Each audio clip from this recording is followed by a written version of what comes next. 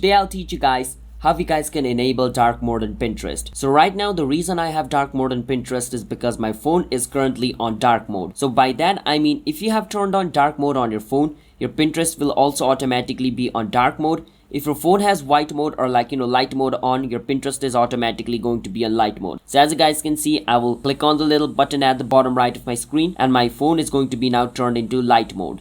And as you guys can see, my Pinterest has changed color. So it depends on what setting your phone is on. So to turn on dark mode on your phone, go to your phone setting, and on your phone setting, you want to search for dark mode. Once you search for dark mode, it'll show you appearance. Click on appearance. From inside appearance at the top, you will see light or dark. So we want dark, so we will click on dark. And as you guys can see, the theme has changed. Now if I close this and open Pinterest, my Pinterest should also be on dark mode. So that is how you guys can enable dark mode on Pinterest. If you guys found our video helpful, hit the subscribe to our channel, how to guide for future videos like this. If you have any question, feel free to ask us in the comment. I'll be happy to answer you guys. See you guys in my next video. Bye bye until then.